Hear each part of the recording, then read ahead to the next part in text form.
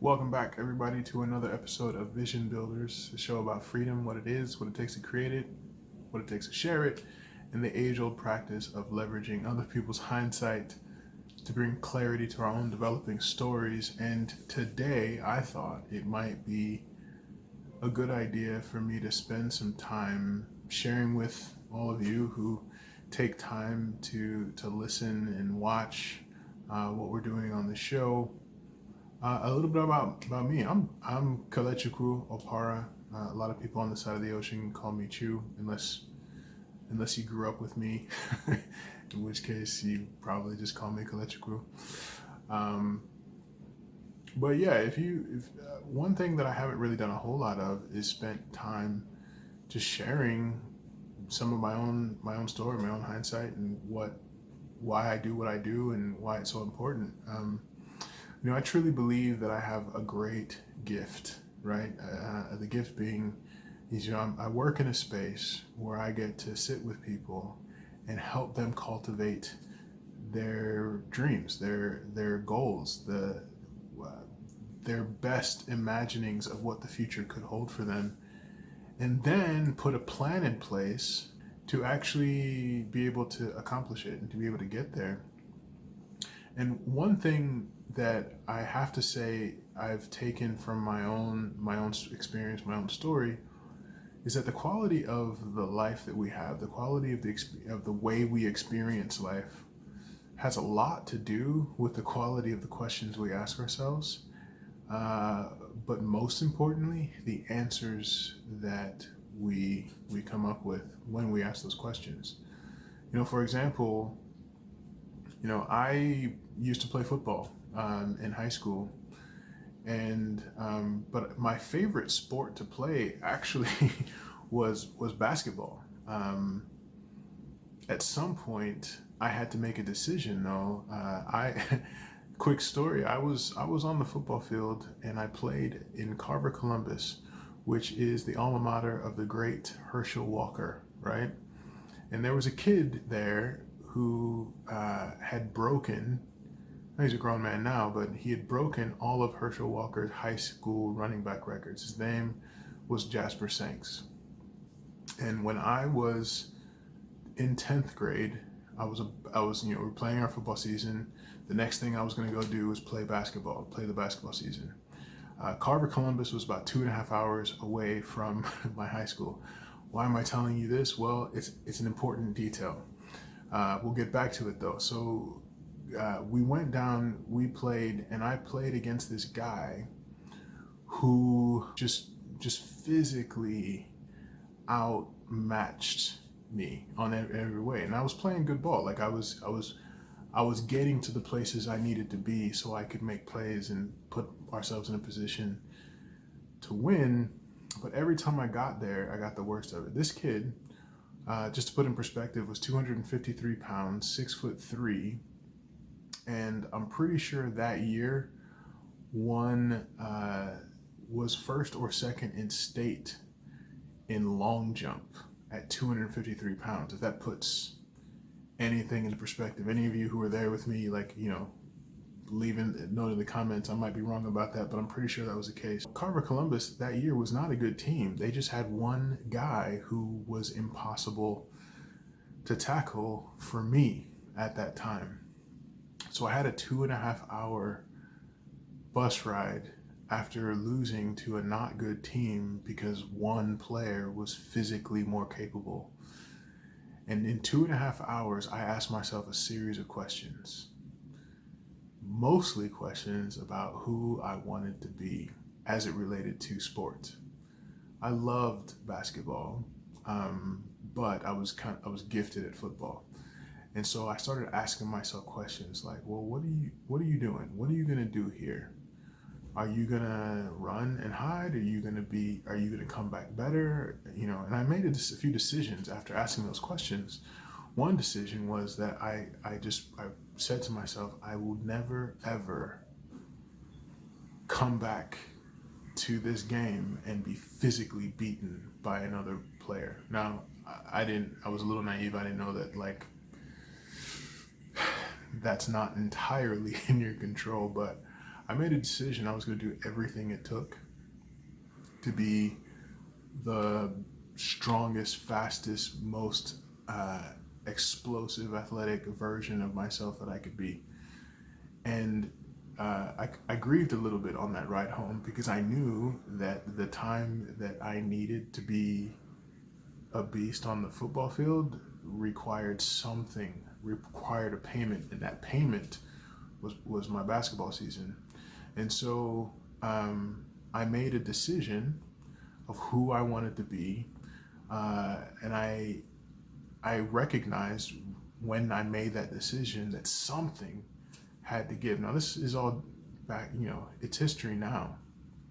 But I will say, if I didn't play football and get a scholarship to go play at MTSU, I never would have met some of my closest friends. I never would have met my wife, and I wouldn't have the beautiful little girls that I do now, and a cascade of other things. So the quality of my life is wildly influenced today by some questions I asked back then and some decisions that I made. Specifically, one decision. I didn't want to ever get physically beat like that again. And to my knowledge, the truth is, I never was, not like that. And so, what does this have to do with building a vision? Well, I would submit to you everything. If you have beliefs about who you want to be, or even a restlessness or unsettling about who you want to be in the world, right? If you feel like you're not where you want to be, then the road to getting where you want to be cannot be forged. The map can't be written. It can't, come to you until you ask yourself some very important questions. Like, for instance, do I want to be the sort of person who has, I talked about it in another video, who has influence here or not? Do I want to be the sort of person that can show up for my family like this or not? Who is that person? And then start to imagine what makes it possible for that person to be who he or she is, right? On this earth, we live in a material world, and there is almost always a dollar sign attached to most goals. That's not to say that everything costs money, because it doesn't. We all know that, right? But in order for us to go places and stay places and grow in places, time and resources are almost always needed, right?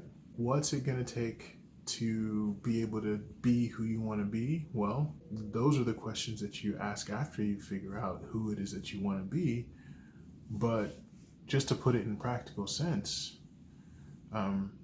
there are a few pillars of financial stability that can kind of set a course, or we can use as guideposts for getting to where we want to go, right? So I'm just going to give them to you.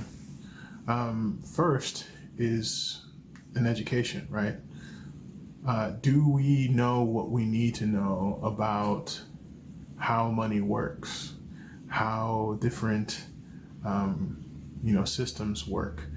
The financial services industry is a $109 trillion industry, just to put it in perspective. Yet 90% of them have no interest in helping the majority of Americans, because they're not holding the bulk of assets. And so what most of us have to do in order to increase our knowledge base is we have to get with somebody who's willing to share with us, right? Somebody who has an education first approach, right? Heart of a teacher, as it were. The second pillar of financial stability that I find is cash flow. Every financial plan begins and ends with cash flow. So what sort of cash flow does it take for us to get to where we're going? Now, there's a few ways that we can think about this. Here's one thing that I've learned about cash flow.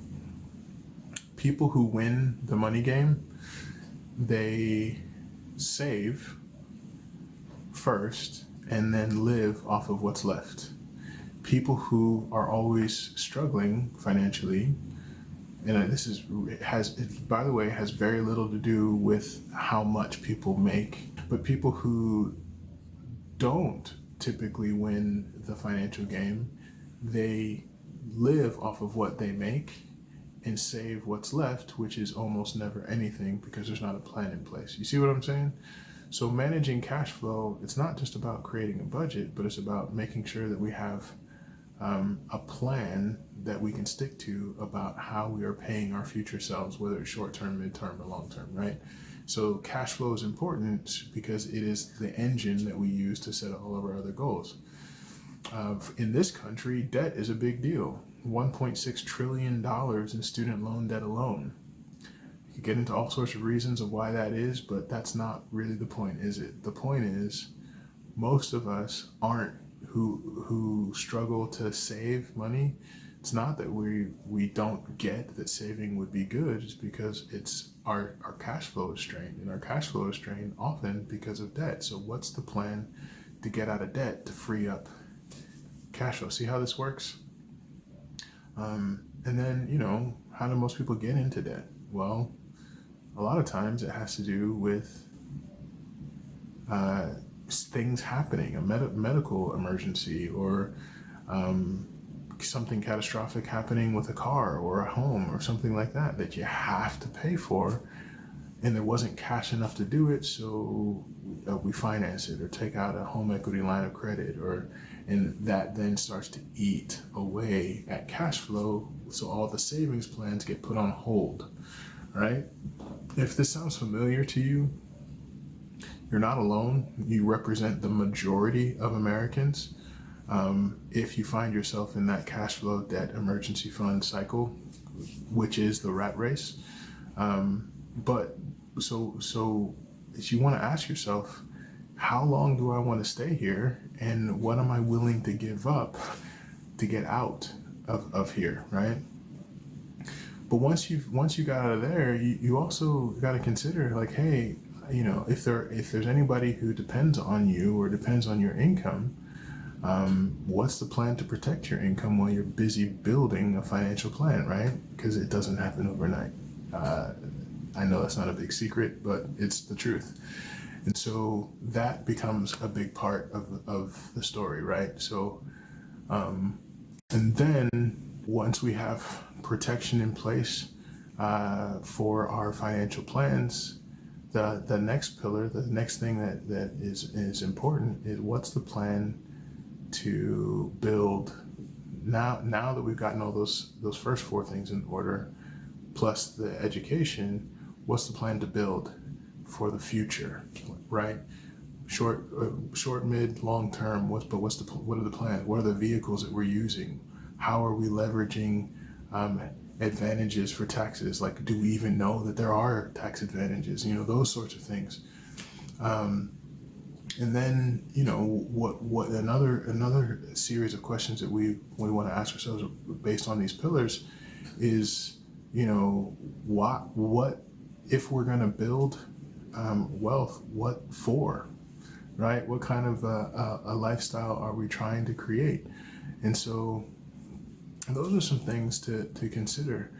But then once we build an estate, we've built a plan, we've started to really get some traction and win, what's the plan to protect the estate, right? I don't want people who have never met my family making decisions for my family, right? So these are some of the ideas. These are some of the things that I would encourage all of you, if you haven't already, to start asking questions around your kitchen table about these areas.